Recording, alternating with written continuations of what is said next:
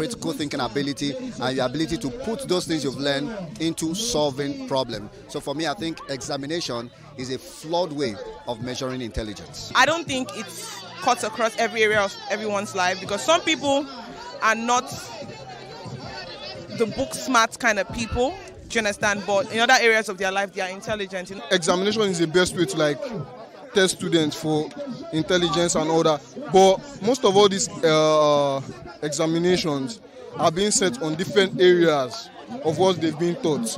So I think if the examinations are fair, like good times, and teach these students properly in good areas and everything, I think it will be better for the students.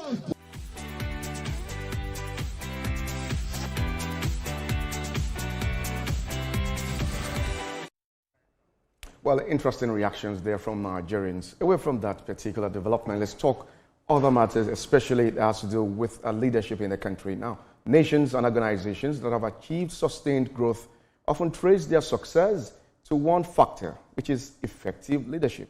In Nigeria, the need to sustain such leadership is urgent as the country tackles economic challenges, institutional reforms, and shifting global dynamics. Leaders at every level, public and private, must rise to the moment. Experts urge that sustainable development depends not just on policies, but on the quality of those who implement them. Now, strong institutions are built by people who lead with integrity, competence, and courage to drive the change. Now, some also say to unlock Nigeria's full potential and that of its institutions, we must invest in leaders who will not only imagine a better future, but take decisive steps to build it. Now, join us for this conversation is the Executive and Leadership Coach and Chief Visionary Officer of Mentors Leadership. I'm talking about Bab Olugbemi. Good morning. Good morning. And thanks so much for joining us. Thank you for having me on your show this morning. When I checked your biography, I saw a lot about you from being a chartered accountant and also talking leadership. So what's the connection? Yeah, I discovered my strength zone. Right from school, I became a chartered accountant, and I started my banking career long ago. But in the process, I was asking myself questions, and fortunately for me, I discovered that I love to work more with people, inspire them, develop them, and I began to look into that space. So I've authored 8 books in all areas, trying to uplift the people's potential. And now I do executive and leadership coaching, and I help leaders and organizations to be at their best by creating an enabling environment. That's what I do.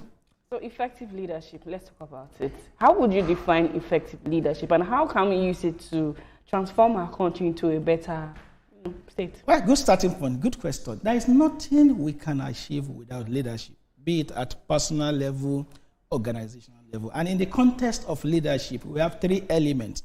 You have the leaders, you have the people, and you have the environment.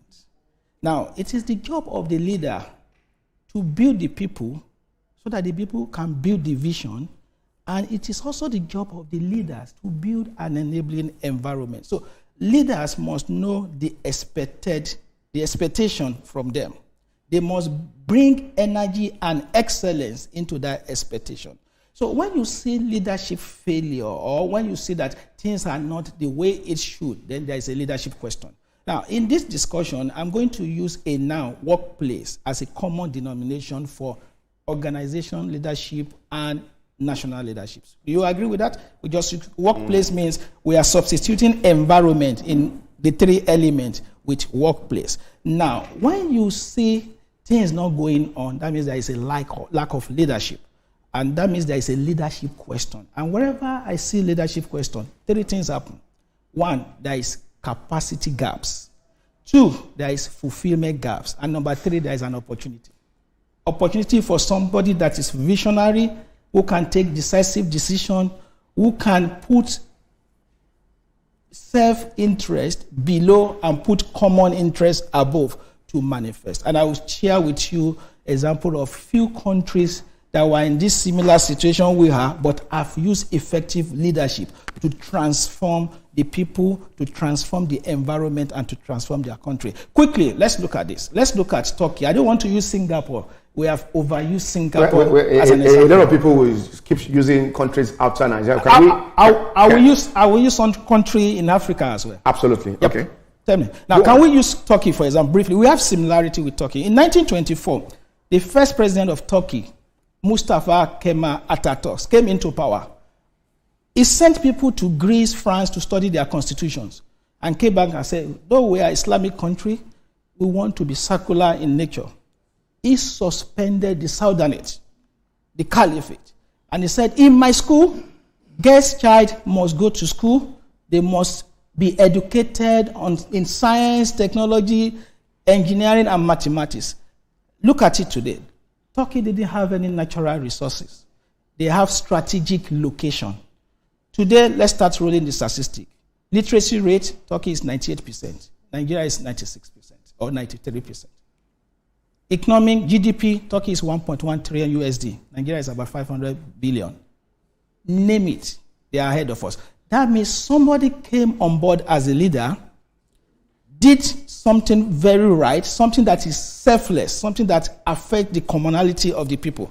Now, I used to say this, I have little respect for the founding fathers of Nigeria. Why? Right, it's very simple. If the outcome of leadership is producing results, now, the manifestation we are seeing today, the result we are seeing, were the product of their ideologies, their action, what they focus on. Let's narrow it down to Nigeria. Yep. We have a president. Correct. President Bola Ahmed Tinubu. It took one decision when it got into power. Subsidies gone. And we're seeing the reactions now. Leaders, they take decisive decisions. Correct. What do you make of this? Good question. You see, we should have removed subsidy 15 years ago. But we have a president that came into power and decided to take that decisive decision. Are we expecting things to remain the same? No. We need to make sacrifice. If you look at Estonia, look at Chile, look at Rwanda here, look at Morocco, Ghana, they've done some kind of economic reformation. There will be pains. So for him coming in and taking that bold decision, I think we should commend him. And I used to say this, the important factor in leadership is credibility. If you have not done it before, there's likelihood that when you get to that stage, you will not be able to do it. So in my own opinion, I feel him coming on board and taking that difficult economic decision is a plus.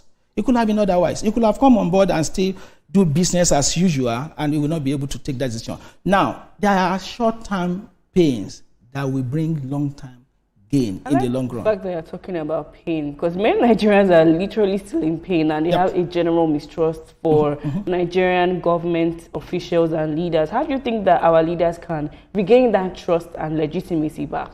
Good one again. I think we should not just have mistrust for the Nigerian government. But that's hard to say when you haven't eaten for like the whole day. Yeah, I think we should not just have mistrust for the current government.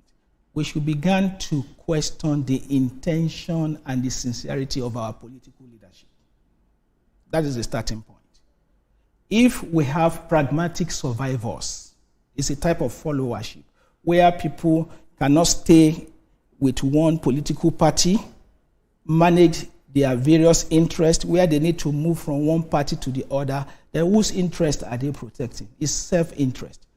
I want to tell you this, I will tell you for free. In every society, there are corruption, there are personal interest, but what the developed world has done, what they have done is they've put the commonwealth of the people above corruption and personal interest. So to answer your question directly, leaders that will make generational impact will do what is required, not what is in their best interest. So at this moment, what is required for Nigeria, and I think every political actor have agreed that you need to remove subsidy, you need to liberalize the foreign exchange, you need to decentralize power in this country before we can move forward. And somebody came on board and he started with us. So how can leaders feel the pulse of their followers to be able to make necessary adjustments to to better their lives? Okay, before I answer that question, I would like to point this out. The pains we are experiencing is not total, it's partial. Simply because you and I, we are feeling the pain of subsidy removal, and we still believe the cost of governance is very high. That's a very good concern. But look at our institution. Our institution has allowed certain things to happen. So if I put you in that leadership position, if you have the noble intention, what will consume you will be the institution on ground. That's why I said we should follow the likes of Estonia that invested in their civil service, and they built strong institutions that can overpower any politician. So to answer your question, the pain is being felt, but we are at the start of the bridge. We are not at the end of it. And I believe that with this reform, gradually, things will get better. If we're talking about countries, let's talk about organizations. Right. Now. COVID happened, post-COVID, AI, remote work, a lot of things are happening in the organizations and corporate world. How do you think that leaders, organizational leaders, can stay relevant in this time?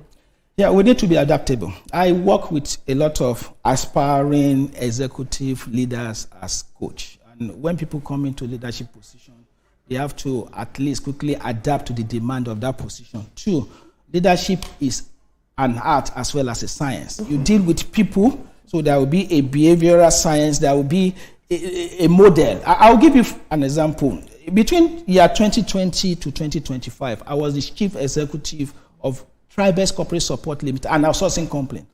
And I led that company while seated in the UK. Then, as my head office coming to visit. Now, I work with this Gen Z and millennial. So in the corporate setting, the most important factor is the culture of the organization. Have you built an environment where people are seen, where people are valued, and where people are motivated? When leaders come to my coaching and they are telling me their staff are good, are bad, I say, stop there, let's look at it. Before you condemn the flower, check the garden. Okay. Before you castrate your and that people, check the environment, the climate to the point, you have because created. we don't have much time. Okay, I know. Let's quickly talk about the followers. The followers, yeah. You've made mention of leaders. Yeah. There's this 48 laws of power, which says do not outshine your master. Yep. Can you narrow it down to some rules followers need to key into to be able to bring that effective leadership? Well, I think because of time, I'm going to use just an analogy. Okay. Right. We do complain about Gen Z simply because we don't understand them, simply because we use outdated leadership styles, and we are not managing the work climate and environment to align with them. So I'm going to use this analogy to answer your question. It starts with leadership, not followership. And I've used a word here, pragmatic survival is a type of followers. I've mentioned followership here.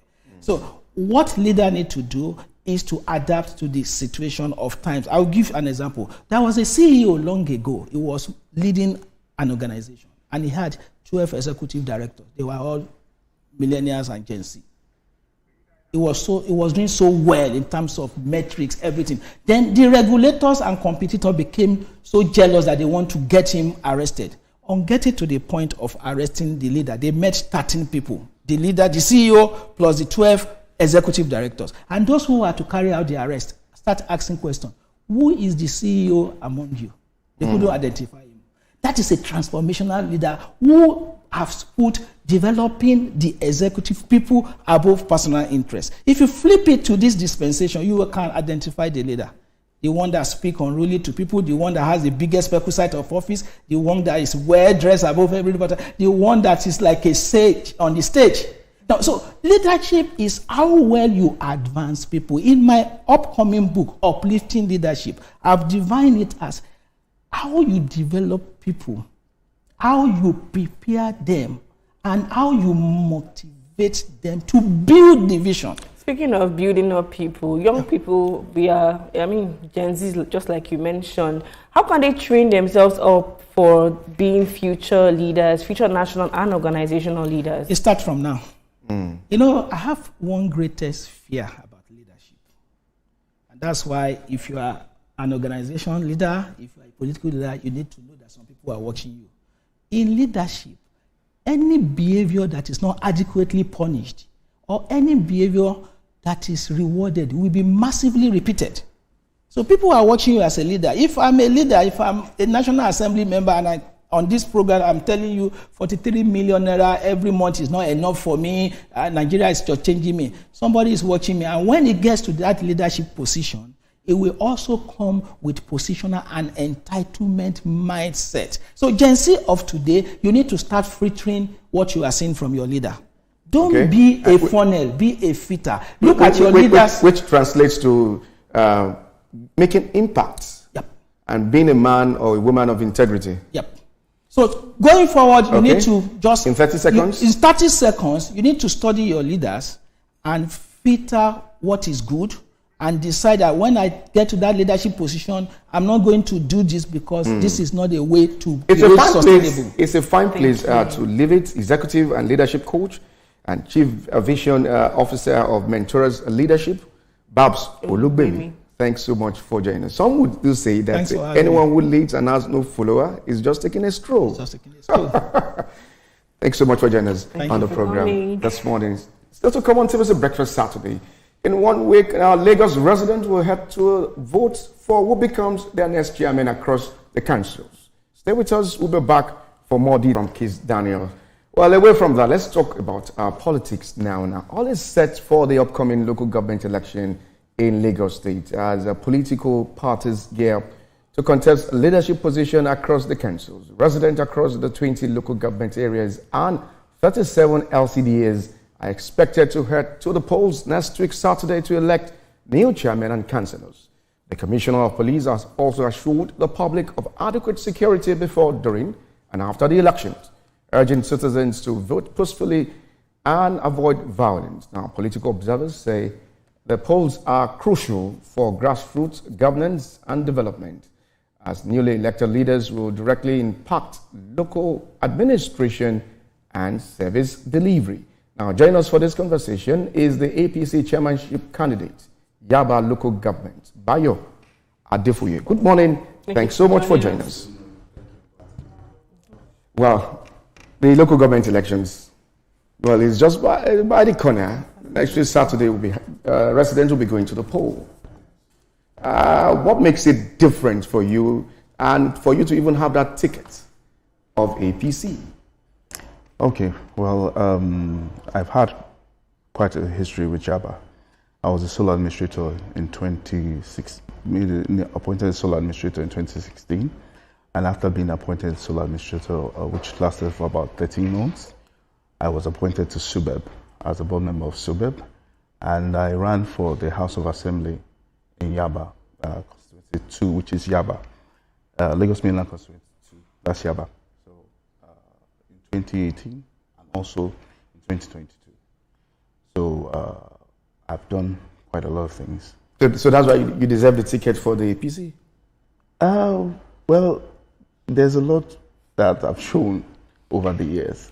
So sometime last month when we were just unveiled as getting the ticket, some of your APC members in Yaba stated that your candidacy was being imposed on them. What is your response to that? Well, my response, they were saying my father and all. My father is in a completely different senatorial zone, and I have been doing politics in Yaba for over 10 years. Right from, I've been there before I was a sole administrator. I had an office, small office there. I'm part of the community there in Abuli-Jesha. And you have to speak up so that we can hear you loud and clear. I'm part of the community there in Abuli-Jesha, which is my ward. Okay. And I'm a member of the Mainland Leadership Forum, headed by Honorable Wale Oshun. That's the apex leader in Lagos Mainland. I've been the returning officer during the World Congresses, which was in 2021. I was a returning officer, and I was also chairman electoral committee that was posted from Yaba to Etiosa, and Etiosa was also posted to Yaba. Okay, so what is the situation now? And if you win, how would you unite all the factions in Yaba APC? Okay, and well, we've got a very robust plan, me and my team. We intend to immediately go into empowerment of the youth, empowerment of the market women, empowerment of the artisans and all the relevant stakeholders within Yaba. Our empowerment is different. We tagged our agenda, Yaba Tuntum, as you can see. Yaba Tuntum, and what New Yaba. Yes. What it just simply means is that we're doing everything new. The politics is going to be new. Our approach to everything is going to be new. We want to have infrastructural renewal. We want to have roads that you just want to go out and buy a car so you can drive on it.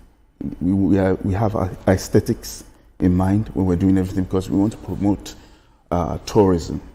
We want it to be a tourist hub. So our Makoko Day, Iwaya Day, we want to turn them into international events where everybody can come from all corners of the world and be a part of it.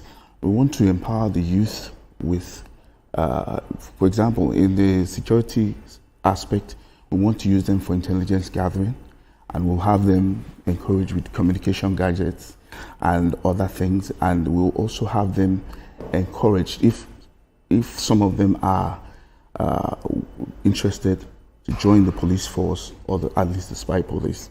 We also have the youth in sports. Youth and sports go together like beans, rice and beans. So we're going to encourage them in sports.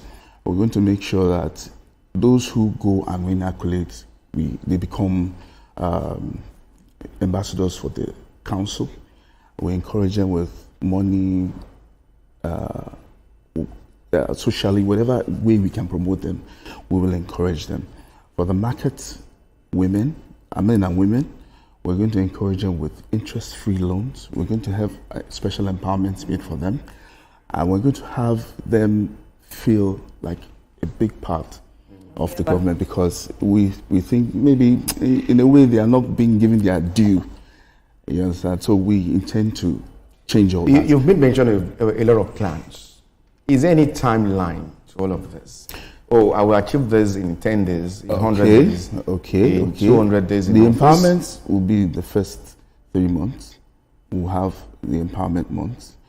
Like I said, I wanted to say that we're also working on having our own mini transportation system in Yaba, where we'll have smart bus stops.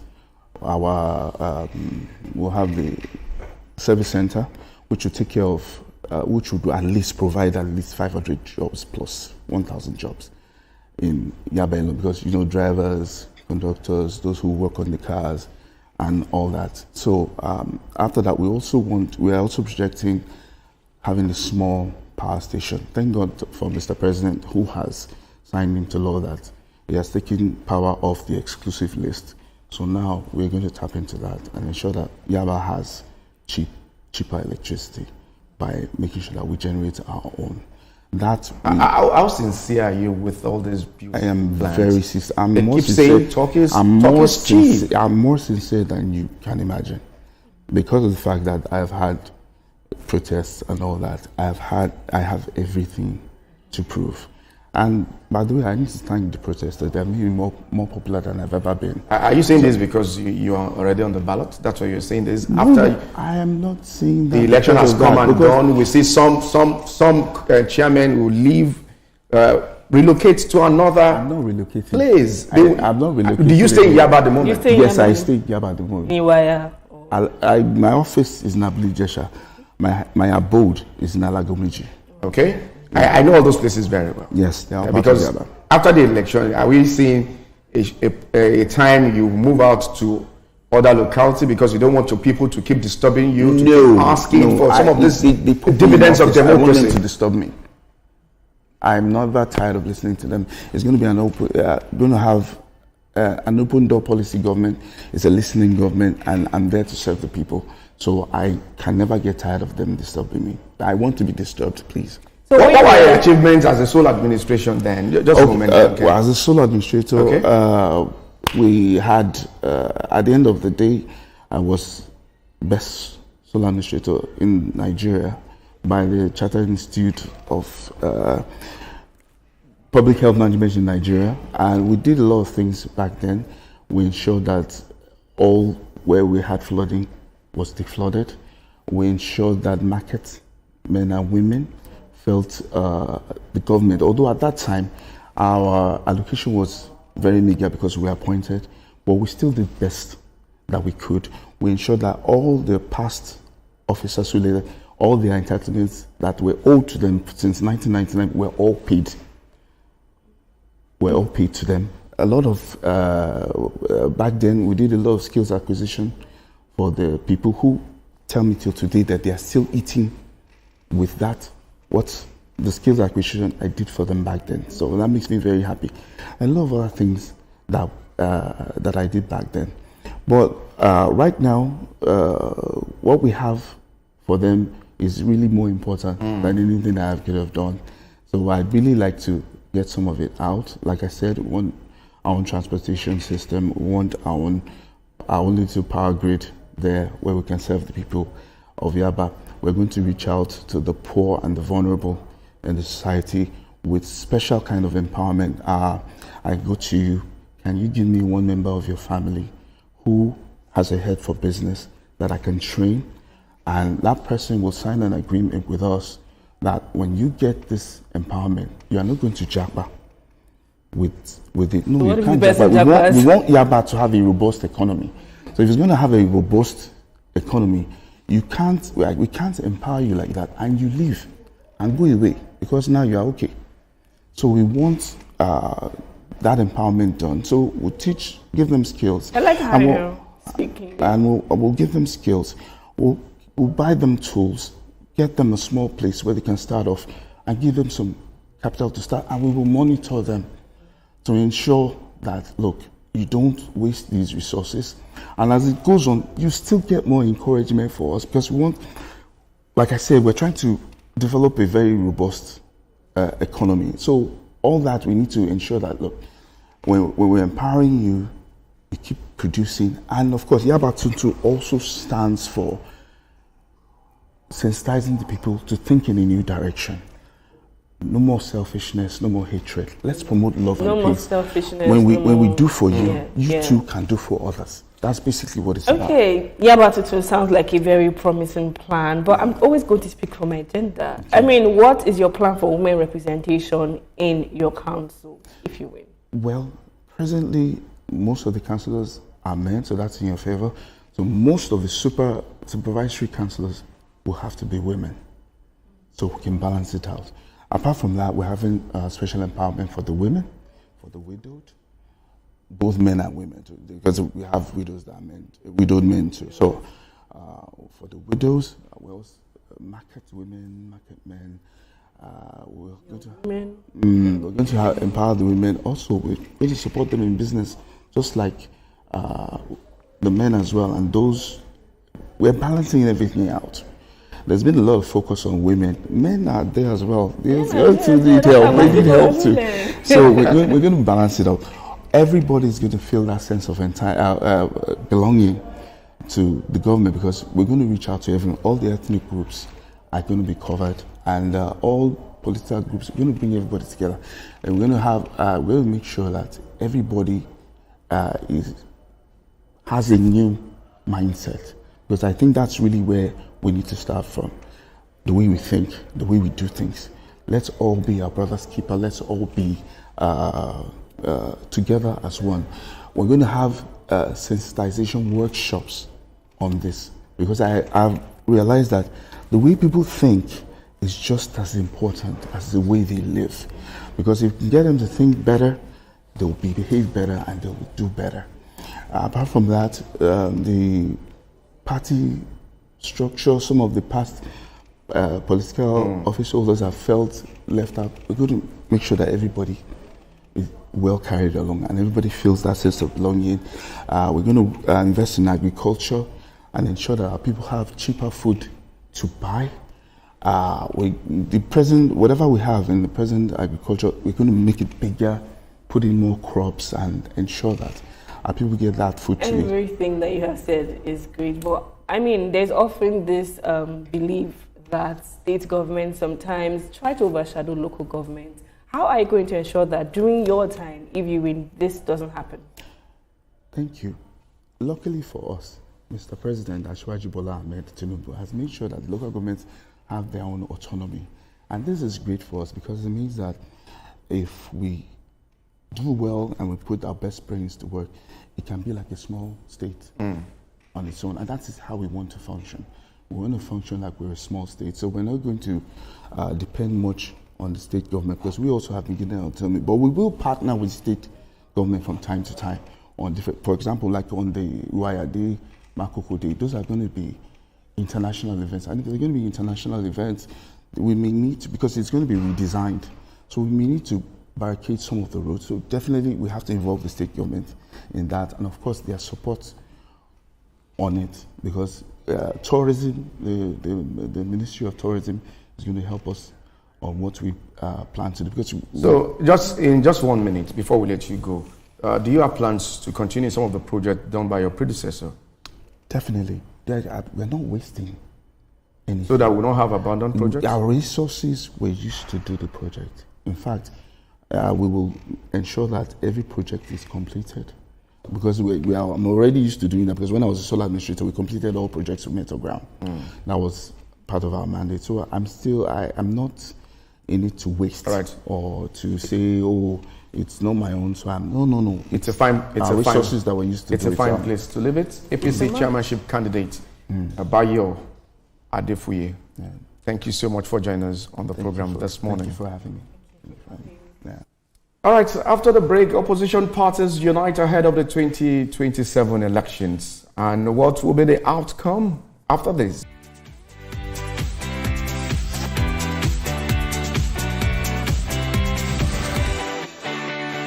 My own opinion is just that your family background shouldn't determine your success.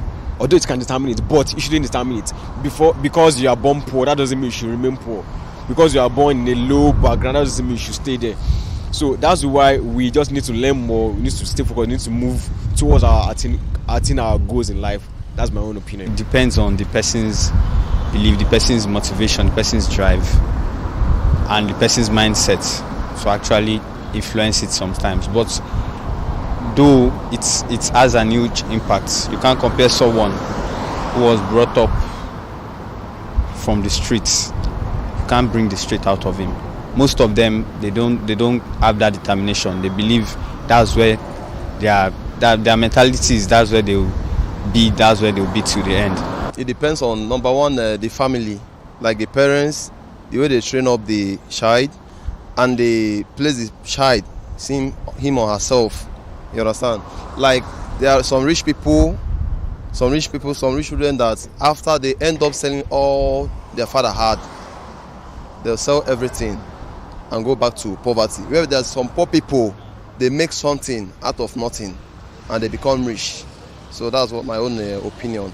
Background has anything to do with who or what he or she becomes in the future. It's just to mold yourself and know what you want to achieve in life. Put effort towards it, and whether or not you are from a poor home, rich home, does not determine anything. It's just effort and God's grace.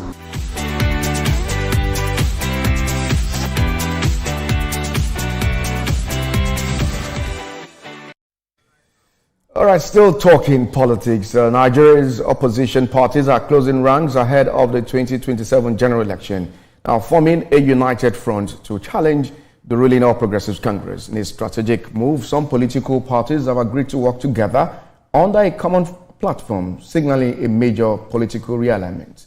The coalition says its goal is to rescue the country from economic hardship, insecurity, and what it describes as failed leadership. Now, is this a case of a failed leadership or personal interest? Now, joining us for this conversation is policy analyst Saeed Ajadi. Good morning, and thanks so much for joining us. Good morning on the program. Good morning. It's a case of realignment and alignment in the country, Nigeria, ahead of the 2027 general election. What do you make of this latest coalition? Well, thanks for having me, and good morning, Nigerians. I feel that the coalition is a waste of time, and it's a coalition of hatred. It's not. What do you mean? Thank you.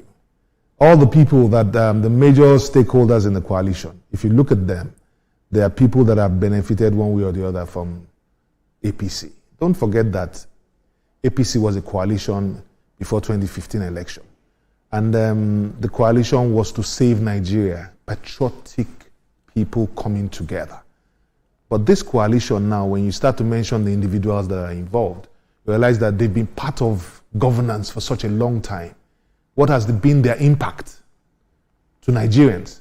For me, as a patriotic Nigerian and looking at the synopsis of what has happened, juxtaposing with what is happening, I realize that it's a waste of time and is a coalition of hitters. Okay. Okay. About People that don't have anything for us in Nigeria. You say this, but I mean, in the last election, Atiku and Obi had about 30 million votes. Don't you think that the president and APC should be a bit worried? I don't think so. For me, understanding Nigerian politics and understanding Nigeria, in the first place, why do you want to vote for a person of Atiku Abubakar again? I was shocked that he had that amount of votes in the last election. Because Atiku Abubakar, maybe it's because we have partial amnesia in Nigeria, or we have short memories. They are the people that sold all the properties on the guise of privatization. And you see, the facts have shown that there's lack of competence, total lack of competence.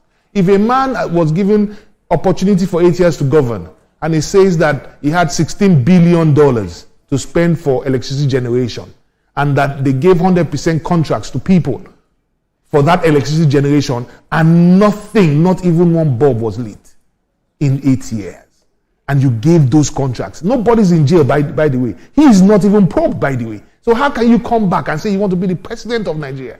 I can never vote for Atiku. Regardless of that, some people are good. That's what I'm saying to you, that because we have memory loss or short memory.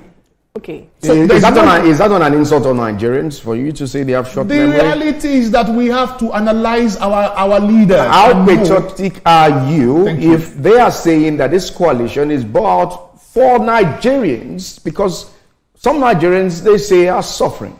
Patriotism is what has brought me to your television station this morning. Patriotism.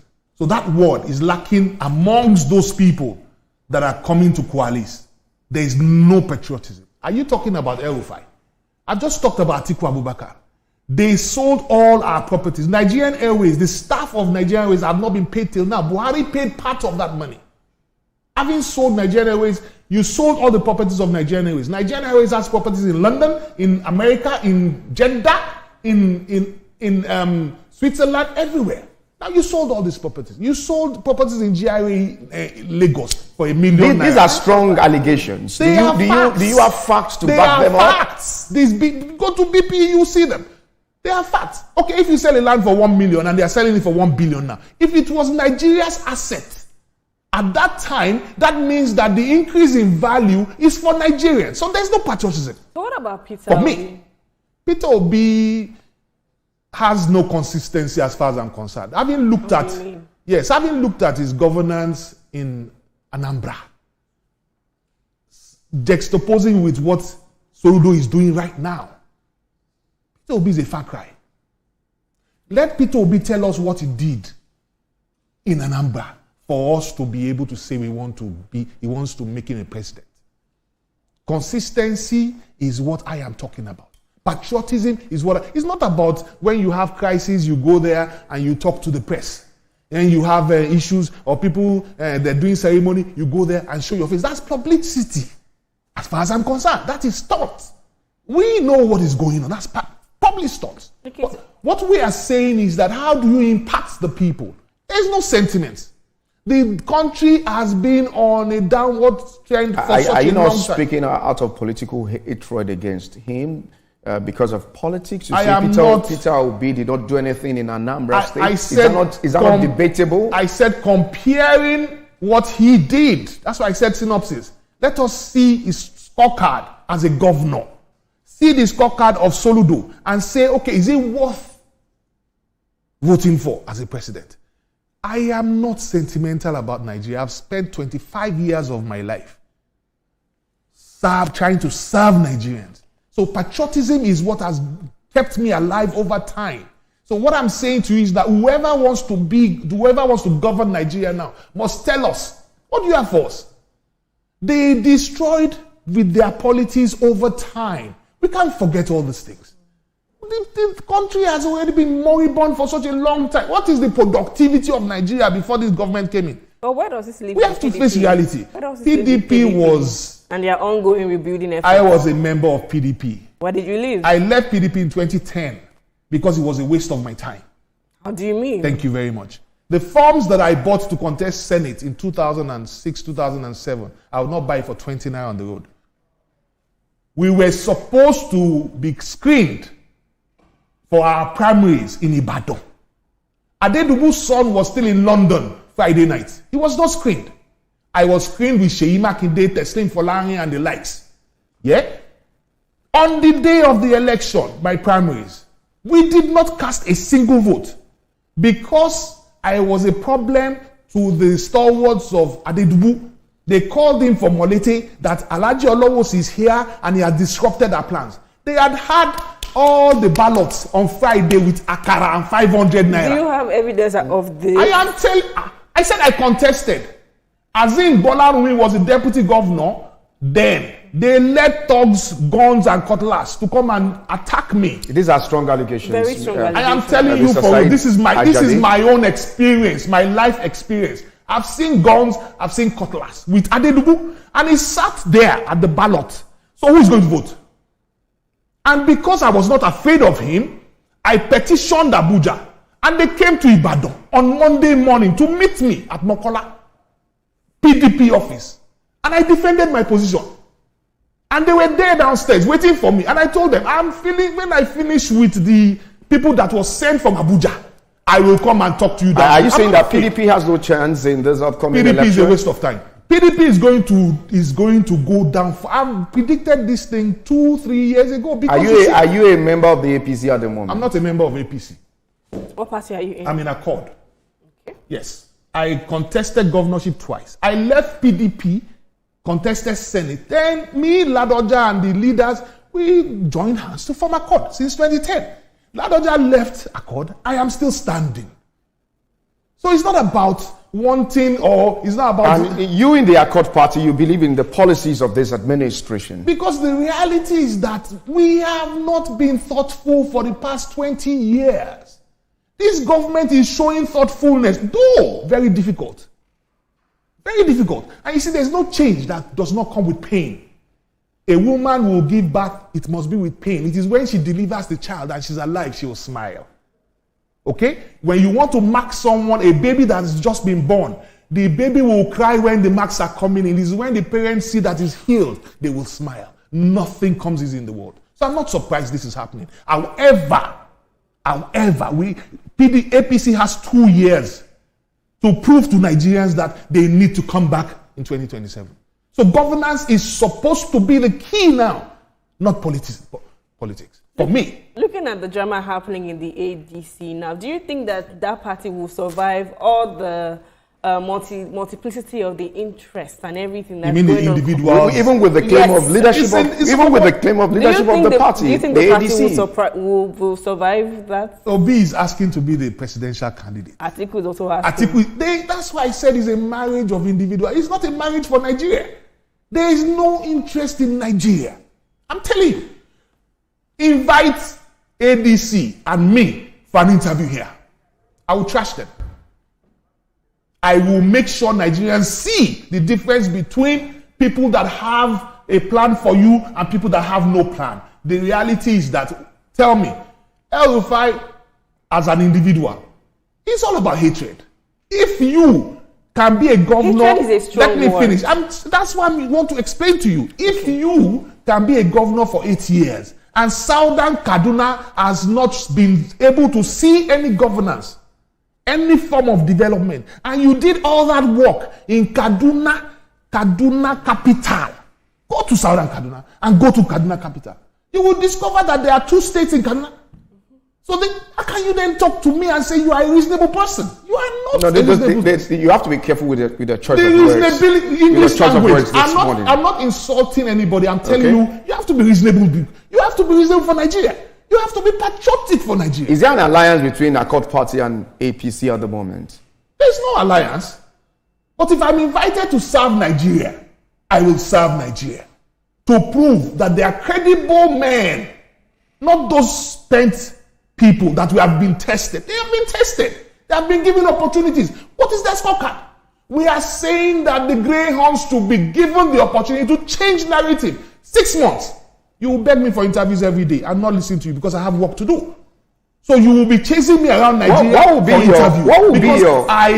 we need to Mr. make Jade, people know that Nigerians Mr. can develop. Jade, what will be your advice to the president in the next 2 years? Be able to Fantastic fix question. That's That's what what I'm talking issues in the about. As country. a Nigerian, as a patriotic Nigerian, Yes. I will say to our president, well done for being bold.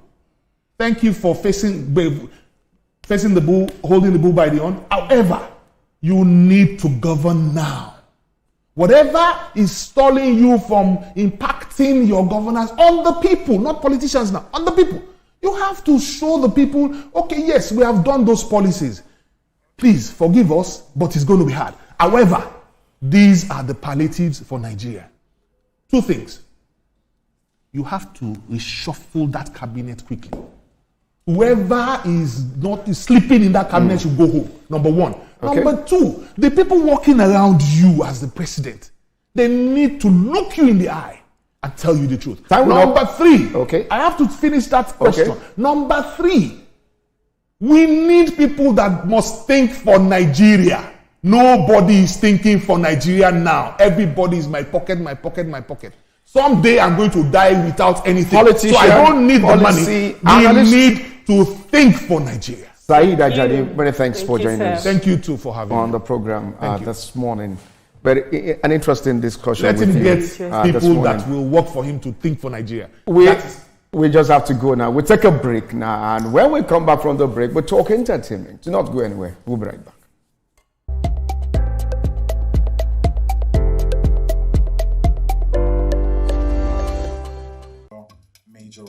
Famous Nigerian dancer, choreographer and fitness coach Kafaya Shaow, known as Kafi, has unveiled a multi-platform ecosystem to transform Nigeria's creative and wellness sectors to commemorate 25 years of a pioneering career in dance and entrepreneurship. At a press conference in Lagos, Kafi noted that the new venture aims to address long-standing structural gaps in Nigeria's creative industry, where talents in dance, styling and content creation often lack access to scalable business platforms. The launch includes Transform with Kafi, a wellness initiative to heal trauma and promote behavioral change through movement, culture and storytelling. We need to bring to awareness that wellness is beyond just the physical or food. Wellness is also spiritual. Wellness is psychological. Wellness is mental. Wellness is emotional. And I feel I've had to deal with a lot of clientele that go through a lot of emotional trauma, require healing, require the need to be seen and understood. And I know our religious houses do the part that they could do for us, but I think as a general public and as a practitioner and an advocate for human wellness, we should be able to put our leg forward and look for those in the industry that have influences to say, what's your lifestyle? Let's come and encourage other people to build this lifestyle of listening to the right kind of people, practicing the right practices to help you heal from different things. Because look at what is in the arts. Look at what's in the conversations. Those are the things that influence those behaviors, right? And so if we can change what people are talking about, we can change their behaviors. It's just a matter of how it's being told generally. So events like this, yes, I know that you might not change everybody's mind at once, but you can start off something. Asaba, the capital of Delta State, may be home to movie production, but other types of entertainment like the fashion industry is not thriving that much. But the catwalk came alive at the Walk Fashion Parade in Asaba, where 7 visionary designers flaunted their creations, weaving tales of style and substance, get to reignite the fashion industry here. The audience marveled at the diverse age-defying ensembles by the designers.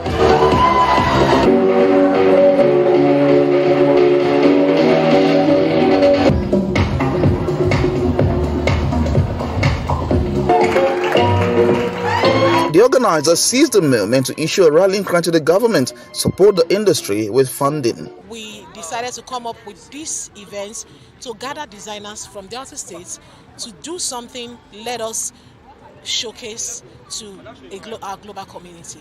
So that's why that's how we got here. I'm calling on the government because, you see, if we're going to get real visibility, the government has a bigger part to play because they can push it further. We have trained students for the government in empowerment, and a lot of them are good, they know what they are doing, but they don't have visibility. Other fashion designers, especially young ones, commended the initiative, which will propel their fashion industry. The work is a very great opportunity for fashion designers to exhibit their skill and show the world what they have. This is us going beyond just posting on our social media platform and status. This is us trying to push the Asaba and Delta State fashion industry to the world at large. I'm hoping that I'm going to be an inspiration to young designers who are coming up, who have not found their way, and who believe that fashion or being a fashion designer in Nigeria is tough. I feel great being part of this wonderful show, and with this show I hope for connection, global connection, and to connect with more creative directors. Just starting, the experience is not funny. Sometimes you finish on your work and then you realize, I did not do this, and it's fun, but sometimes not fun. Also speaking at the event, the Director of Commerce, Osaji Felix, who represented the Ministry of Trade and Investment in Delta State, highlighted the potential of the fashion industry in shaping the future of state's youth. I can say I'm pleasantly surprised with what I saw today. It shows that fashion has a future, a great potential in Delta State. With the array of designs and the designers that I've seen today, I'm pretty sure that they are going places. I'm very wowed, I'm very happy regarding what I saw today, and I'm proud to be part of it. As models show their catwalk skills on the runway to the delight of everyone here, it is hoped that it will be the first of many other fashion parade that will act as a springboard to launch the fashion industry in Asaba to the world.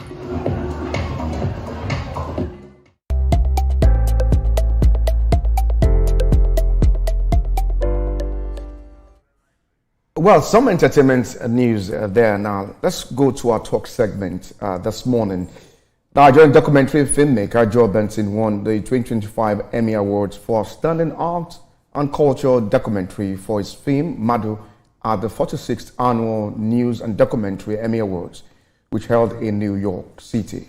Madu, a Disney original documentary co-directed by Mr. Benson and American filmmaker Matt Ogans, chronicles the inspiring story of Anthony Madu, a young ballet dancer from Lagos, whose life changed after a 44-second video of him dancing barefoot in the ring went viral. The clip, which garnered over 16 million views globally, catapulted Anthony from the streets of Nigeria to international recognition, eventually earning him a scholarship to the prestigious Elmhurst Ballet School in the United Kingdom. And since its global premiere on Disney Plus in March 2024, Madu has received critical acclaim for its emotional storytelling, portrayal of youth potential, artistic passion, and opportunity. Joe Benson joins us via Zoom from New York City. Good morning, and thanks so much for joining us on the program this morning. And congratulations. Hi, morning. We say congratulations on the 2025 Emmy Awards. Thank you. Tell us how you got to this point, winning that particular award. I don't know. I don't know about winning the award in terms of how did we get to that point. I mean, what was in going through your mind when your name was called, when Madu was called as the winner? We were like, oh my God. Yeah, well, yeah, I guess the first surprise was when we were even nominated, which happened, I think, a few weeks prior. That, you know, for me was like a huge one, because it was, I think it was sort of like some kind of validation of the work, you know, that we had done with the film. And so, yeah, I mean, I was perfectly okay with that and thankful. So we just went there. I just pretty much just went there to have fun. So when we were announced as the winners, it was very surprising. But great. It was a great feeling to have been nominated or to be announced winners of the award. So while you were shooting the documentary, how did you balance emotions and cultural acceptability? I mean, while filming, you just film life as it happens, right? It's a documentary. You film everything, So we had hundreds of hours of footage. It was really in post-production that we started to craft the story. And obviously there was a desire to be able to balance, Anthony's personal journey as an aspiring ballet dancer with just, this clash of two worlds, right? This is a kid from, a particular part of Nigeria, traveling to the UK and trying to fit in, which was one of his biggest struggles or challenges.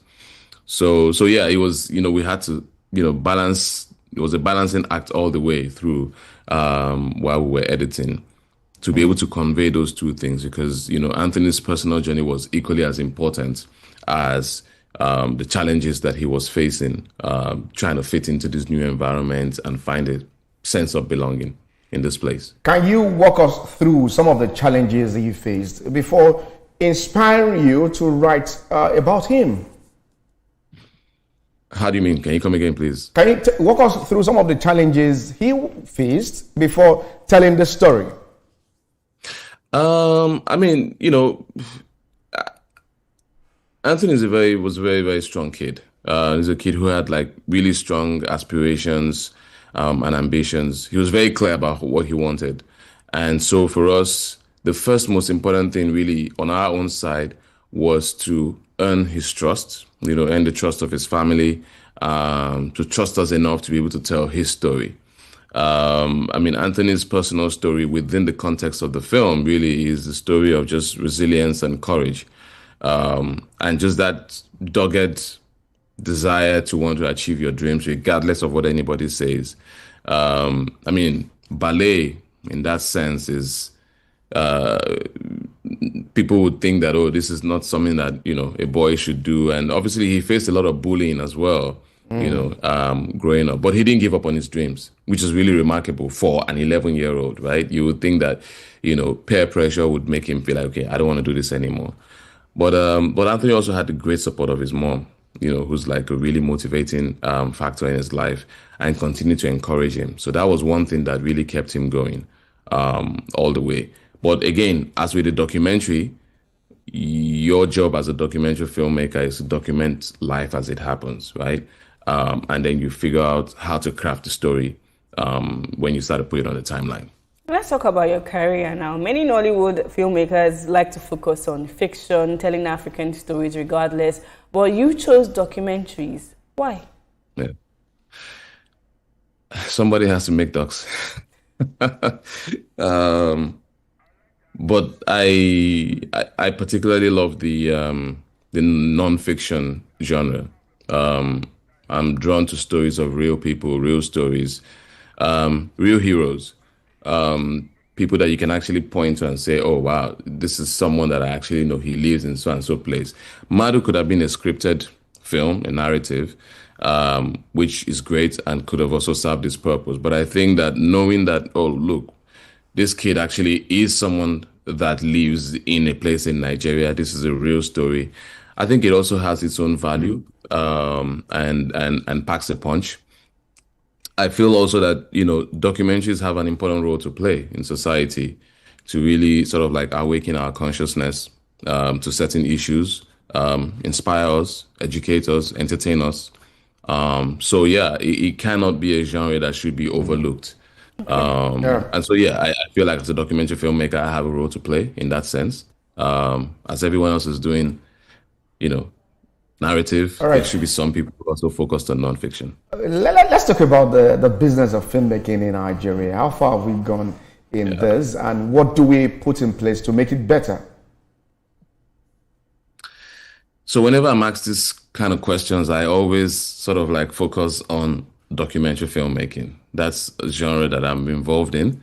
That's where I can speak to. I feel like at this point, there are a lot of documentary filmmakers who are going through the same challenges that I went through, and some of us still go through, which is the challenge of sort of like support, like the infrastructure, the systems to be put in place to really promote that genre of filmmaking.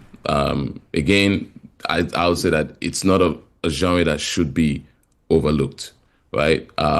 We play an important role in passing across messages to people, in informing, in educating, entertaining. So I think support is a really big part of it. There is immense opportunity in the non-fiction, unscripted genre of filmmaking. But without the support and the infrastructure put in place, I don't think we'll be able to really tap into the opportunities and take advantage of them. Definitely, support is definitely needed. Absolutely. But what is next for you? Are we going to see you maybe delve into fictional filmmaking or strictly documentaries?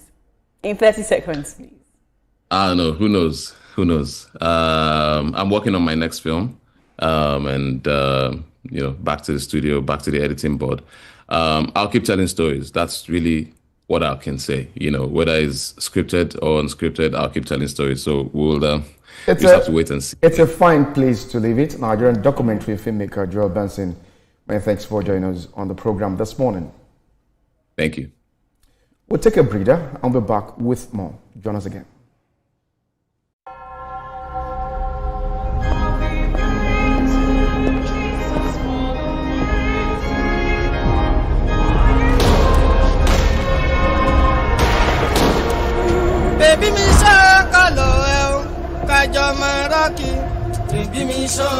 Mother and I have been discussing your future. I've already told you I'm not interested in the family business. These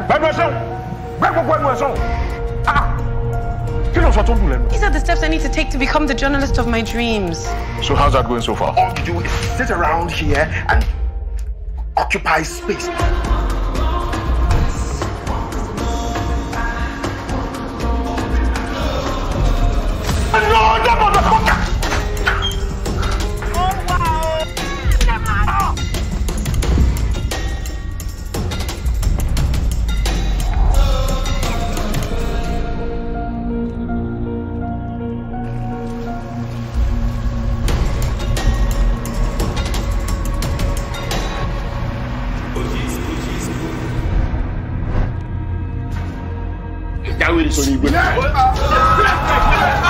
No matter what happens, we're in this together. What can I do to help? The things in that folder ruined my life.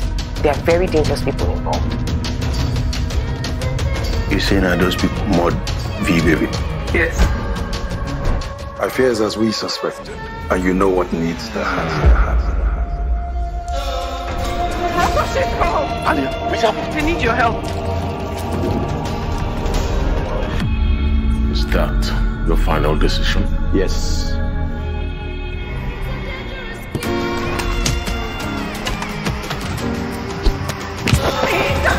Please help me. No, please. I didn't like you much for them.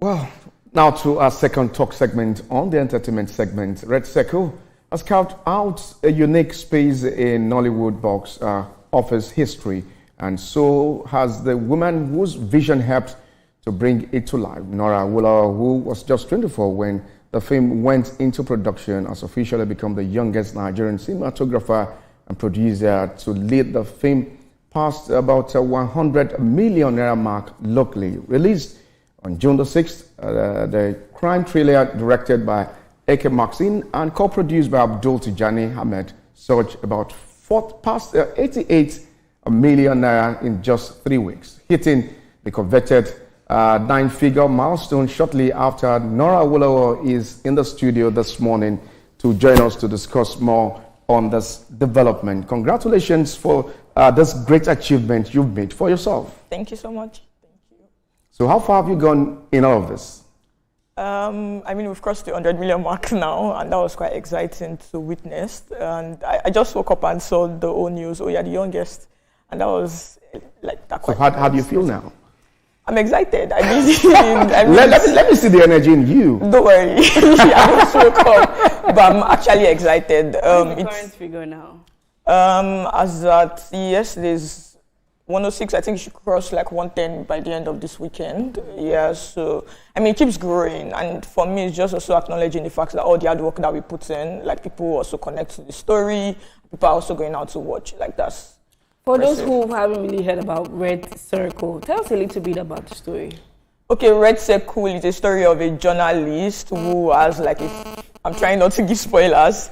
Who has like a family, and the whole story is about how far you can go for your ambition. Like at the core of it, there's love, there's friendship, there's loyalty, and all. Yeah, so those are like the things that connect the story. So let's have a connection now. Just look at me so that we can talk like journalists.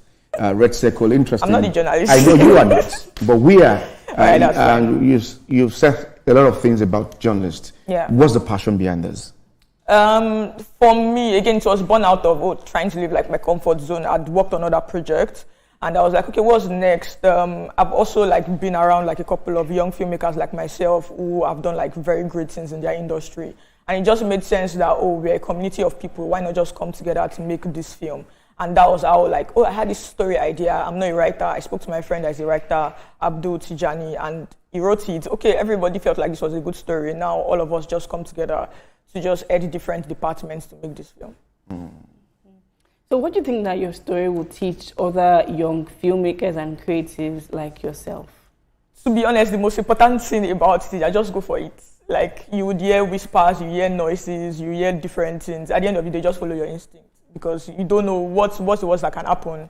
Like the worst thing that you feel for yourself is like feeling bad that you did not even try at all. So just go for it. So what challenges did you experience? I mean, when you were shooting the movie, you were about 24 years old. Now you're 26. Apologies, I have told the whole world. It's everywhere.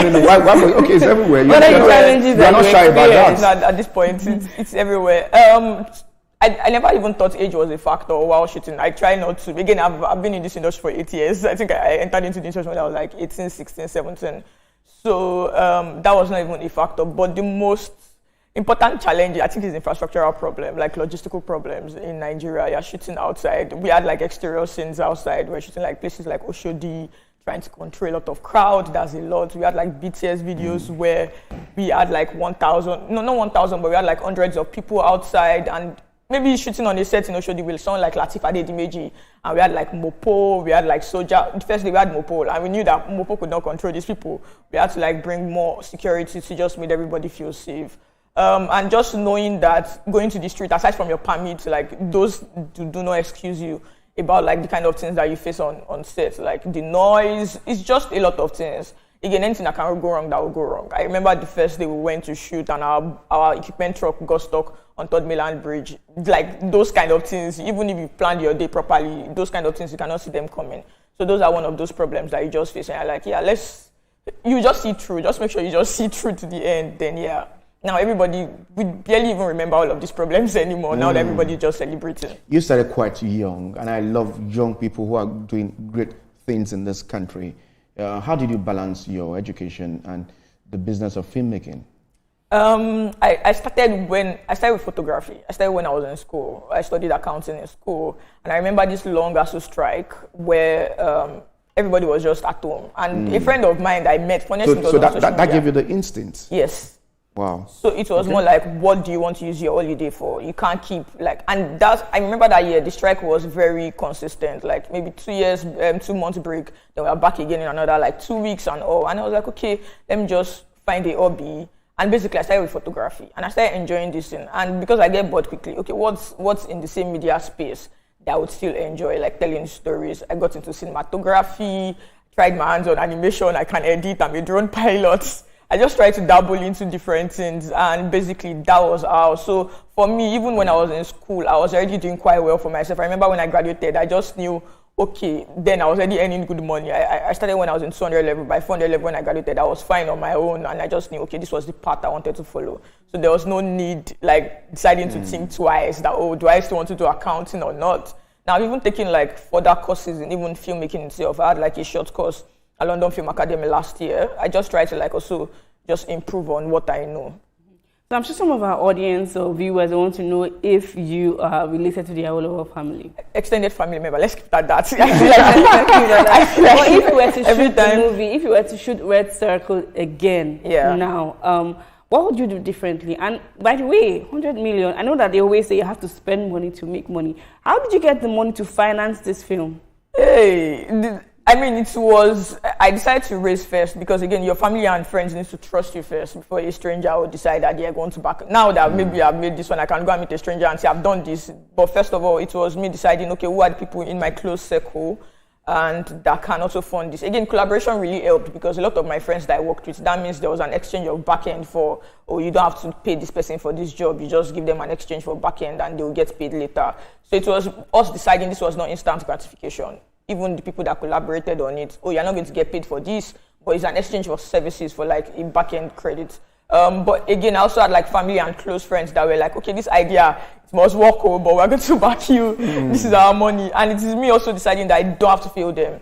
Because my first one needs to be very good, that they know that, okay, this person, when I come to meet them, they know that they trust what I am up to. Yeah, so it's all of those things that you just factor into it. So it's from close friends and family, then also like friends that they're also taking on different roles on the project and just saying, okay, guys, I can't probably pay you what you can, like what you want, but let's do like an exchange of services. And they also believe in the project, and I think that's the most important And thing. you've been smiling to the bank now. I mean, not yet, but we will. That's one thing I'm very sure of. We will. For them to confidently give you more money, it shows that you've been getting more support from them, and you are making progress. Yes, that's the most important thing. You know, there's no business person that wants to fail. Like, the end game is to make profit at the end of the day. I also have like a finance background. Like, I studied accounting, so I know my numbers quite well. The story has been so sweet. What are the challenges? I've mentioned some of them. Infrastructural problem. We don't have enough cinemas in Nigeria. You can count the number of cinemas that we have. A lot of cinemas are basically in Lagos. I schooled in Ekiti. We don't have cinemas in Ekiti, for instance. Do you get so it's a wake-up call for the state government to do something concerning. Yeah, I mean, I know there has been a lot of conversations around it, stakeholders, different policies around it. I hope it is actually implemented because I'm at the point where let's do less talk and let's see actual work happening. I think that's the most important thing. And we just need more avenue for filmmakers to actually be supported, not just hear that, oh, there's like, let's see evidence of people being supported. I mean, I know Lagos State said they were building like a studio or something, like a stage, a film village. So there just needs to be incentive to make maybe people like myself that are younger, because if you go to BOI or something and they ask you for collateral, you probably can't. You could don't want to drop your parents' house to fund a film. So those are those things. We just need to find incentives for younger people like myself to know that these things are possible. Even without, it's not everybody that's going to have like this circle of friends I have, or even like the connect of people that I have that, oh, they raised money from. It's just knowing that, oh, without knowing people, I can access certain funds and actually fund my film. If you were to redo this film this year, at this age, with all that you know now, what would you do differently? To be honest, I'll use the same cast because my cast have been wonderful. I've had like They are not stressful. To be honest, they've been one of the most supportive people. I mean, they're now family. That's even the most important. We traveled to the UK, for instance, we screened in the UK in cinemas in the UK, and we flew with some of them. That was like quite supportive, leaving your work here to go and support the film outside. What will I change? I feel like when I made the film was the best time, since I've now increased like a lot of monetary costs. You're a smooth talker. Like a lot of monetary costs. We just have to go now. All right, that's fine. That's fine. Thank you. We'll bring you some other time to also tell us. No problem. I'm here for you. I love your energy and your passion for this. When your next film passes 200 million, we'll bring you on. No, it will be more than that, guys. Mark my face. It will be more than that. Someone is saying that. Have you ever been called a tomboy before? I mean, I get that a lot, so all right. That's fine. Okay, I can see the vibe, the energy in you. Nora Awolowo, thank you so much for joining us on the program. We'll take a breather now, and when we come back, the sport guys are ready to take us into the world of sports. Do not go anywhere. Definitely, we'll be right back.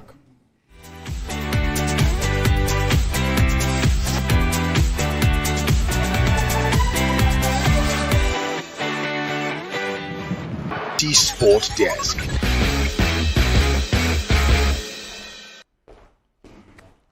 Good morning. Welcome to Sports Update on TVC Breakfast Saturday.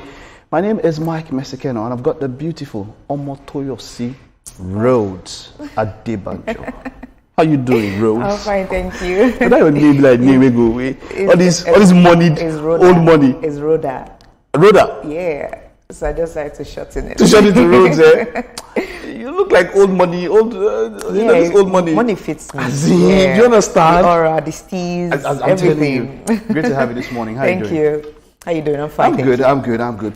Of course, we have to start on quite a very sad note. Yeah. And that's talking about Peter Rufai's tributes continue to pour in for legendary goalkeeper of the Super Eagles, Peter Rufai.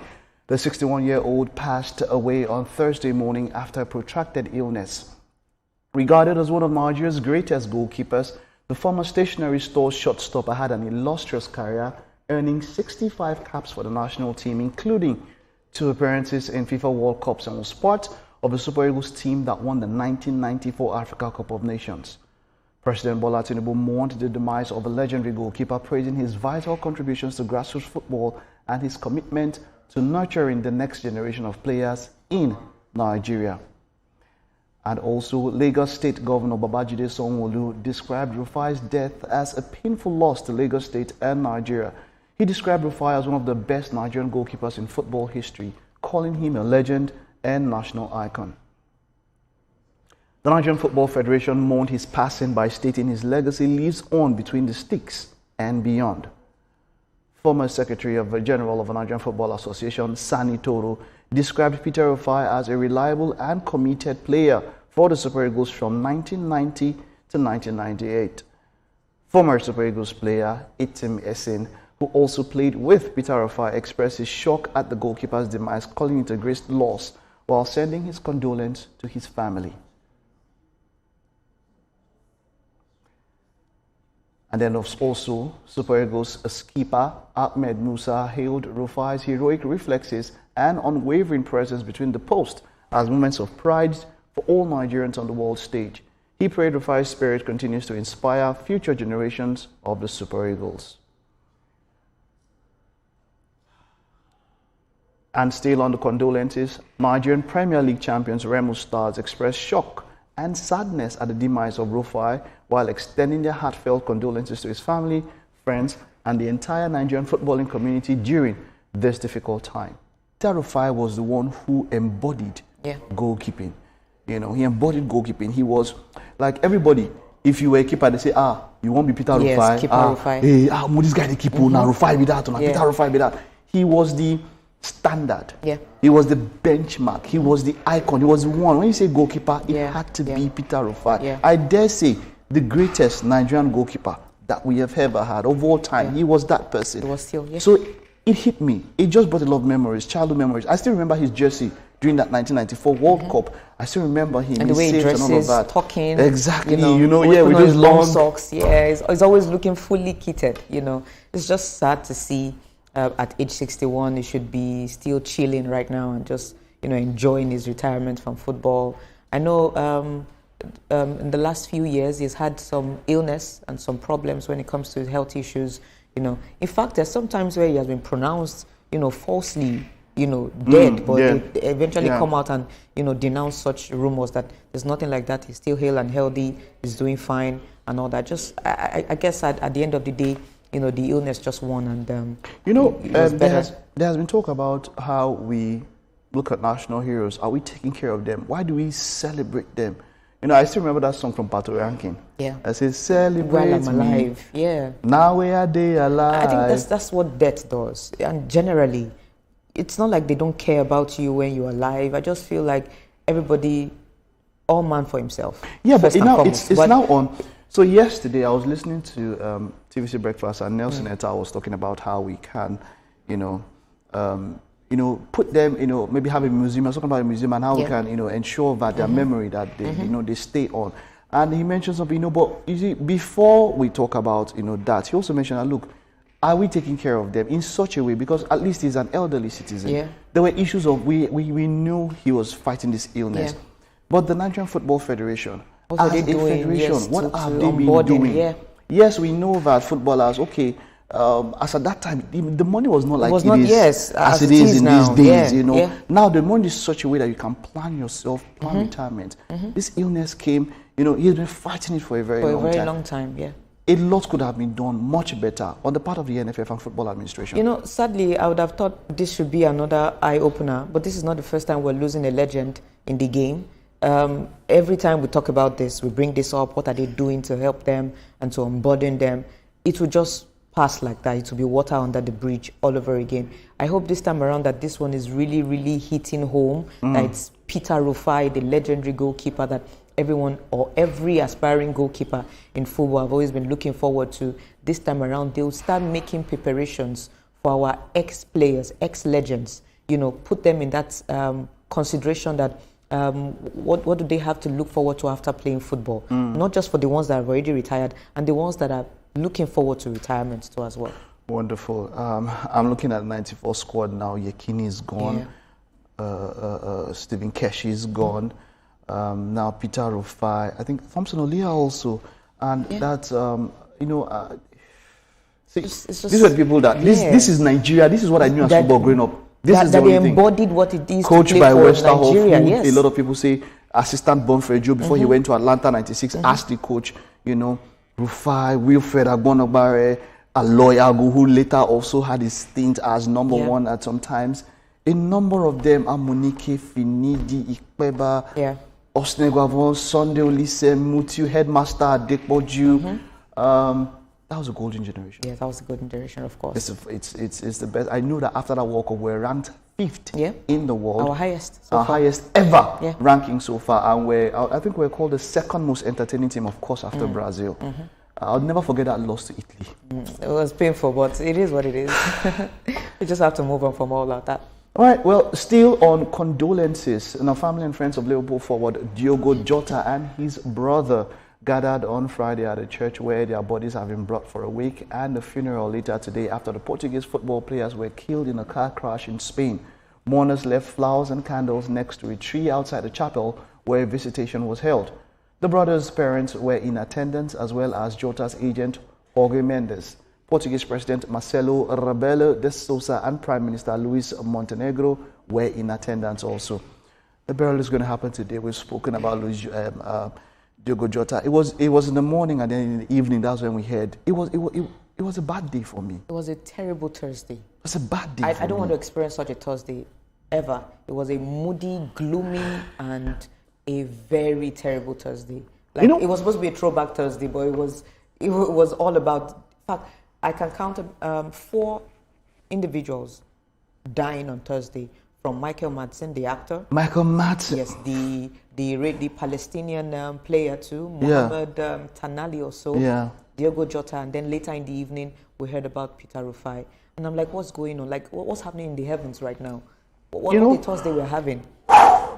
You know, it's hard. His brother, also a professional footballer, how they just went like that.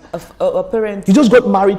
You know the funny thing. As at the time he passed, right? His story was still active because it was less than 24 hours when he posted the wedding picture, the video, which was a throwback. He posted a video, then he posted a picture, and he said "Together forever." He mentioned it there.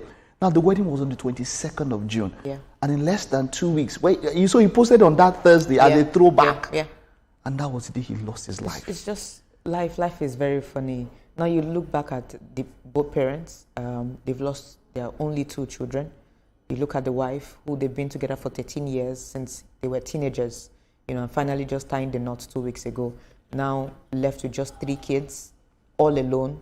It's sad to see that when he's supposed to be celebrating some of these landmarks, from winning the Premier League, the 20th for Liverpool, to winning the Nations League for Portugal, and then of course getting married. They're supposed to be enjoying this is his biggest. They're supposed to be celebrating right now. Instead, it's not celebration of life. It's something else. And 28, 26, it's really, really sad. A very, very sad one. How does one start to explain this? Well, Liverpool fans also came to pay their respects outside Anfield Stadium as the news of the death of Diogo Jota in a car accident in Spain sent shockwaves around the football world on Thursday. Liverpool fans gathered to place flowers and team scarves outside Anfield Stadium to mourn Jota's passing when the news of his death spread. He joined Liverpool from Wolverhampton Wanderers in 2020 and won 3 major trophies with the Merseyside club. Jota was a clinical finisher, scoring 65 goals in 182 games for the Reds. His last goal for the club was the winner in the Merseyside derby against Everton in April, which moved the team closer to the league title. His brother, Andre Silva, played with the Portuguese club Penafiel in the lower divisions. Liverpool players, of course, are due back to start training for next season on Monday, but his participation in the Nations League could have earned him some extra time off before being called back to the Reds. So the point is that he was heading from Zamora.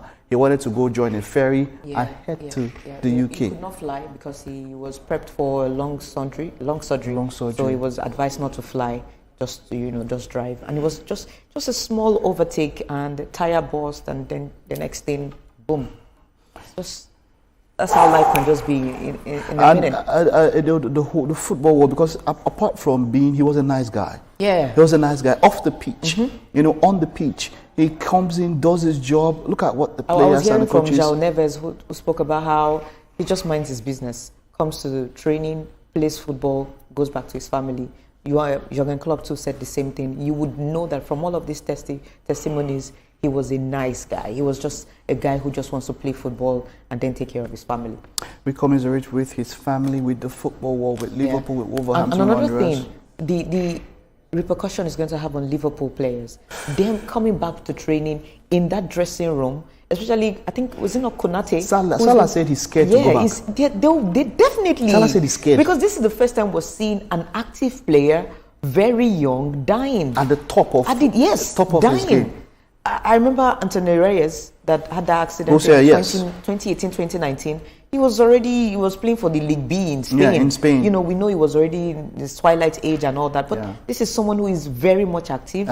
Still in his peak, and just it's almost like the period of dominance was about to start for Liverpool. Yeah. And the players are now saying that they are scared to go back. Some of them are saying that like, how would they?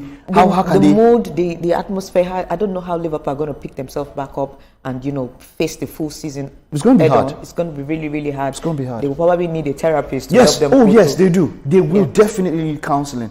A lot of it, because it's not easy. It's not. I saw Jordan Henderson when he was paying his respect, and he was down in tears. And then look at the club. We saw Cancelo and Cancelo. It was just, it's quite sad. Yeah. All right. Well, from what we can all see here is that the Liverpool hierarchy have told Jota's family that they would always have their back. They will never walk alone, and that's the message here. Why WNA? He has 2 years contract left with them, so they will definitely honor it. They will. All right, moving away from that now, let's move on to other matters in the EPL, where former Arsenal footballer Thomas Partey has been charged with 5 counts of rape and 1 count of sexual assault. The offences are reported to have taken place between 2021 and 2022.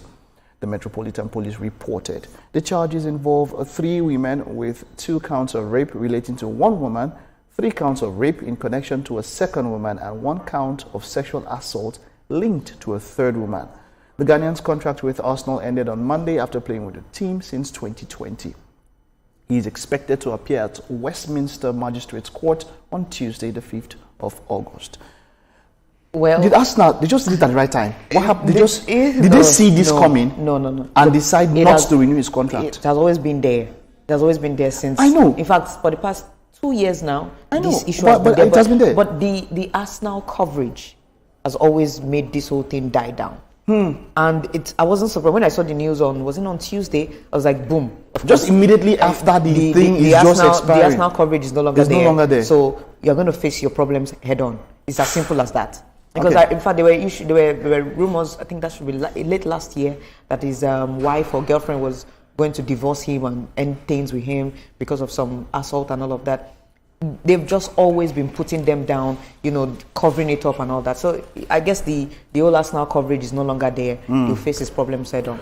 Well, seriously, I wish we could talk more about all of this, but I don't know. Where do we get the silver lining in all of this? Well, you just have to just be yourself and just try as much as possible to be a good person. Yeah, and toe the line. Make the best of now. Yeah. Be a good person and all of that. All right, it's been a wonderful show. Thank you so much, Thank you for being here. That's it on Sports Update on TVC Breakfast Saturday. We'll take a short time out. Don't go anywhere. Of course, we're looking at trending stuff when we get back. On the podium, what would be a 16th time on home soil? McLaren's Lando Norris secured a third victory of the season last time out in Austria. The Brit, who is yet to win on home soil, will hope the recent upgrades to his McLaren will continue his charge towards the top of the Drivers' Championship. Norris ended the session second fastest, just 23 thousandths behind Hamilton. Two teams have brought special liveries to Silverstone. Championship leaders McLaren have gone chrome ahead of their home Grand Prix, paying homage to double Williams' retirement. Tsunoda galloping turn, and they can't take a lead spin. What an awful Grand Prix for them. Piastri onto the grass at high speed. Lando Norris wins the Austrian Grand Prix. What a race. Well done, everyone. Beautiful one, too. What a race! TVC Sport Desk. Into the box. Lima couldn't get a little flick on there as he was trying to find his fellow substitute, Everaldo. I found the joy through all the pain. Through all the pain, I found the sun. Through all the rain, I found the power. A brand new day, a brand new day. I found the power. A brand new day, a brand new day. And I'm awakened. Who I could be through the thick and thin. I'm singing my song and I'm finding my way again. I was down in the sea and waded in. I count my blessings. I rise from the deep, let the joy within. I know it's been hard, but I found my way again. Oh, we'll never end where we begin. I found my hope when it was lost. When it was lost, I held my heart out of the dark. Out of the dark, I found the power.